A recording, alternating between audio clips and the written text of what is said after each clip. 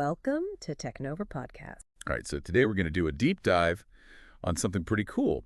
The Fujifilm GFX100RF. Oh, yeah. This is a very interesting one. Yeah, I think a lot of our listeners are probably familiar with Fujifilm's X100 series. Yeah.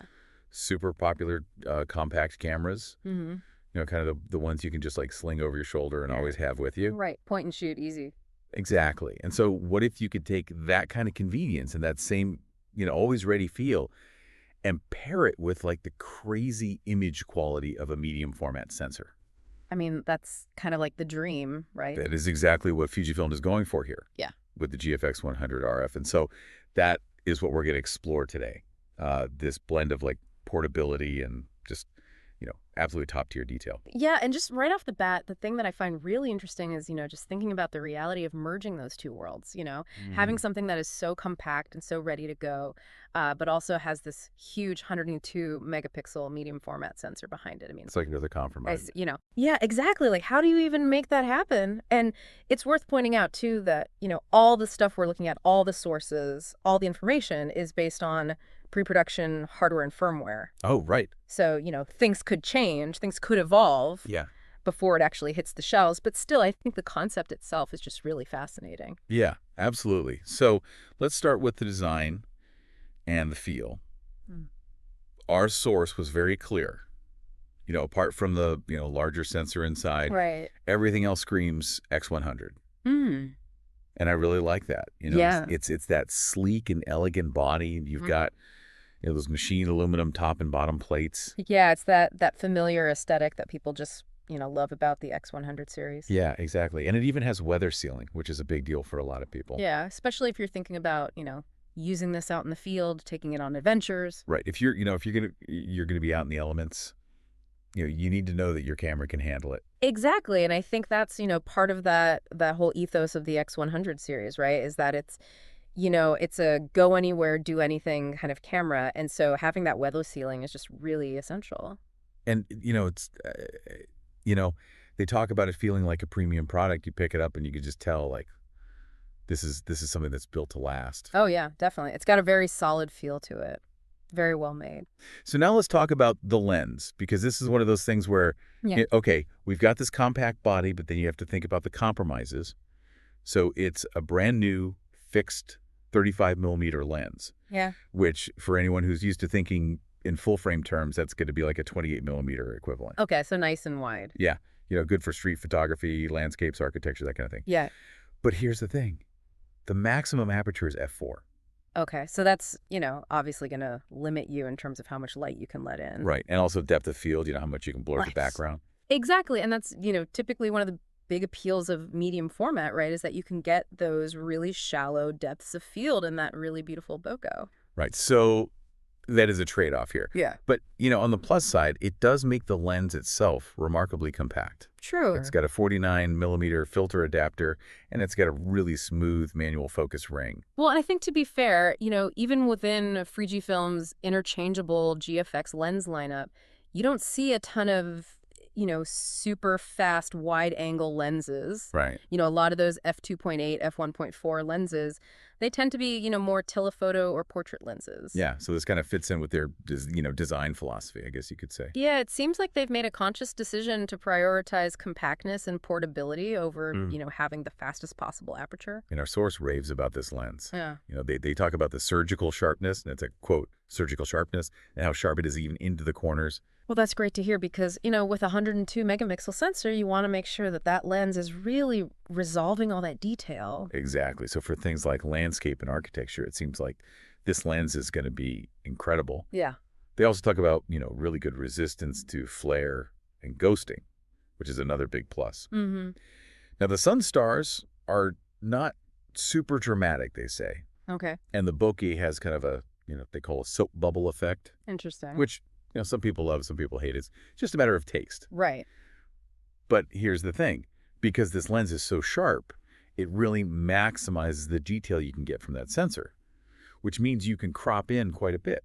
Right. Still end up with, tons and tons of detail. Yeah, I mean, that's one of the beauties of having a high-resolution sensor, right, is that you have that flexibility to crop in post or even, reframe your shot entirely. Exactly. So it's almost like having multiple lenses in one just Yeah. because of that resolution. Yeah, and I think that's a really important point to understand because while that f4 aperture might seem limiting at first, you have to think about the fact that this lens is designed to be incredibly sharp. And so that cropping ability, that versatility that you get from that really makes up for it in a lot of ways. So the second potential drawback that they highlighted is that there's no in-body image stabilization. Ah, okay. Which, with a 102 megapixel sensor, Yeah. any tiny movement Right. can show up in the final image. Yeah, especially if you're shooting at slower shutter speeds. Now, the GFX100RF, it does have a leaf shutter, which can go up to 1/4000th of a second, Okay. which helps minimize vibration.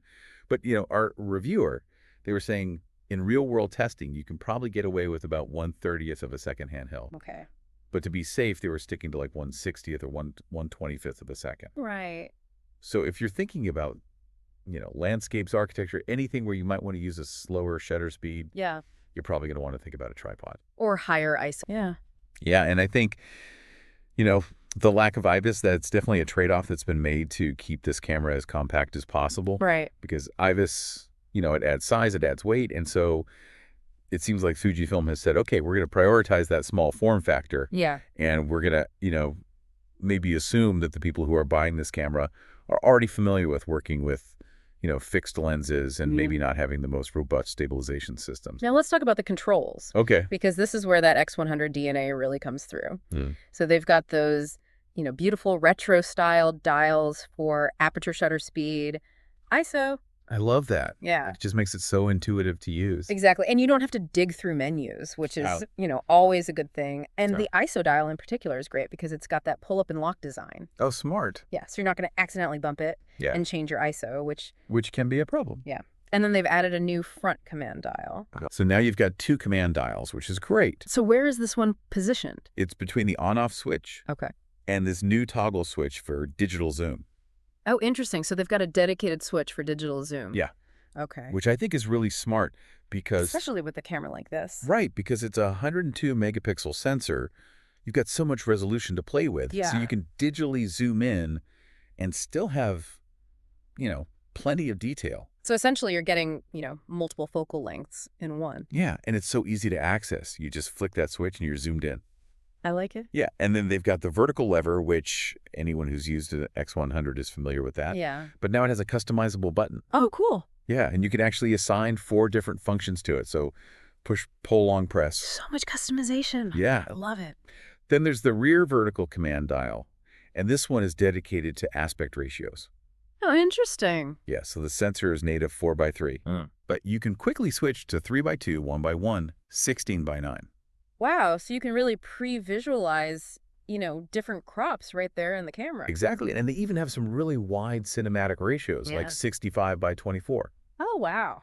Now, this only affects the JPEGs, Okay. so the RAW files stay the same. So you've always got that full resolution image to work with later on. Exactly. But it's a nice way to kind of experiment with different compositions. Yeah, and, I think it's one of those things that, encourages you to be more intentional with your framing. Yeah, absolutely, because you're actually thinking about the aspect ratio before you even take the picture. Right, and then they have a view mode functionality. Okay. So when you're using the digital zoom or when you're cropping the image, you can choose to either have the outside area completely blacked out, Right. or you can have frame lines so you can see the crop, but you can still see the outside area. Got it. Or you can have it kind of like grayed out, Okay. so it's a little bit darker, but you can still see what's going on. That's cool. I like that. Yeah, so you can really kind of see how that crop is going to affect the final image. And that works for both the aspect ratio crops and the digital zoom? Yeah. That's really handy. So the EVF is a 5.76 million dot unit. Okay, so nice and high resolution. Which is what you want when you've got, that much detail in the images. Yeah, for sure. The rear screen, it tilts vertically, Okay. doesn't articulate fully, Right.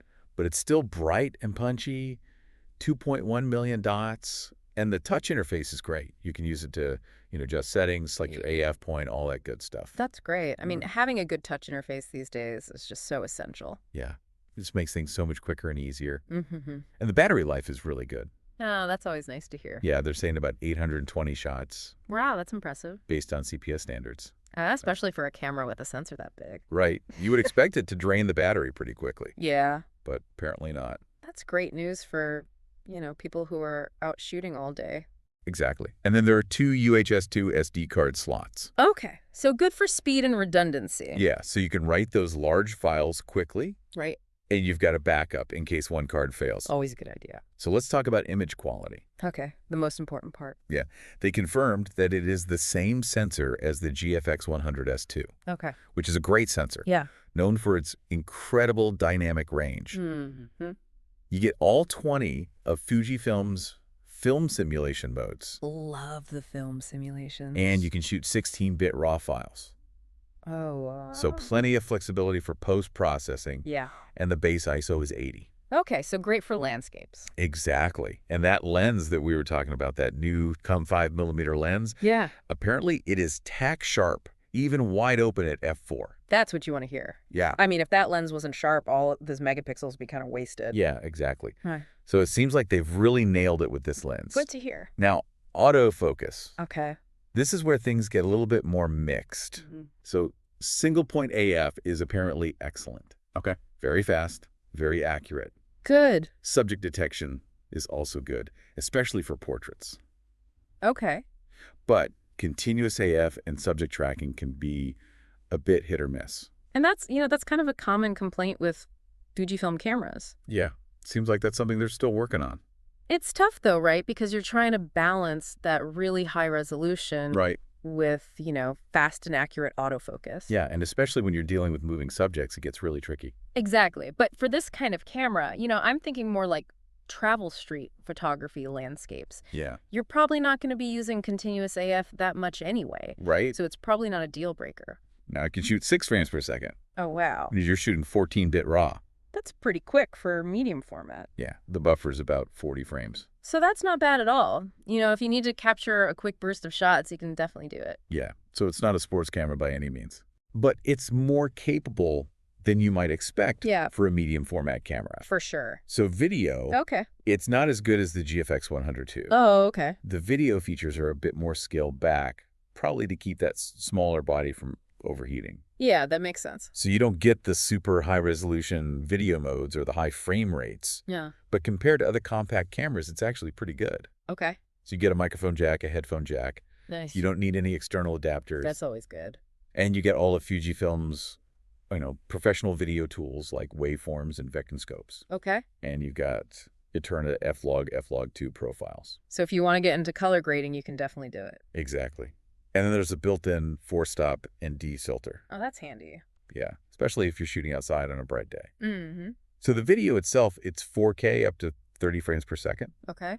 And it does use pixel binning. Right. So the sharpness isn't quite as good as it could be. Got it. But the big problem is there's no IBIS. So handheld footage is going to be shaky. Right. They do have a digital image stabilization mode, Okay. but it crops the image quite a bit. Mm-mm. And it can introduce artifacts. Yeah. Digital stabilization is always kind of a last resort. Yeah, it's better than nothing, Right. but it's not ideal. So really, this is more of a stills camera that can also shoot video So if you need to. So this is where our reviewer had kind of a realization. Okay. They went from thinking of this as just a small camera with a large sensor Right. to really understanding what Fujifilm is trying to do here. Mm-hmm.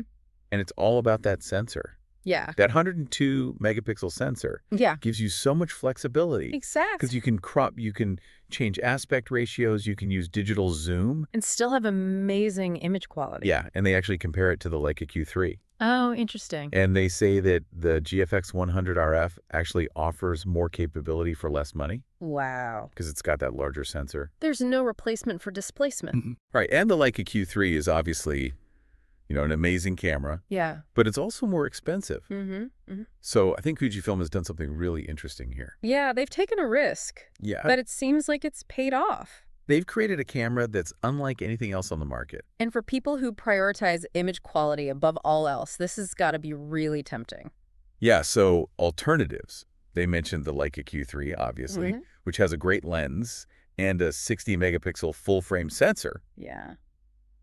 but it's more expensive. A smaller sensor. Right. And then there's the GFX100S2. Which is Fujifilm's more traditional medium format camera. Yeah. But it's bigger, it's heavier. Right, so it's not as portable. So the GFX100RF is kind of in its own category. Yeah, it's this weird hybrid of a compact camera and a medium format camera. I like it. And their final recommendation is yes, Okay. if you can afford it. Yeah. They say it's a lot of fun to use, but also a very serious image-making tool. Cool. So that's the Fujifilm GFX100RF. Really interesting camera. Yeah, it's unlike anything else out there. And I think it raises some interesting questions about the future of cameras. Yeah. You know, with sensors getting better and better. Right. And digital zoom becoming more and more viable. Mm-hmm. Do we even need interchangeable lenses anymore? That's a good question. Or are we going to see more and more cameras like this? Yeah. Where you've got a fixed lens. Right. But it's so high resolution that you can essentially create any focal length you want just by cropping. It's definitely something to think about. Yeah, and it'll be interesting to see where Fujifilm goes from here. Yeah, I'm excited to see what they come up with next. Me too. Thanks for joining us for this deep dive on the Fujifilm GFX100RF. It was a good one. And we'll see you next time.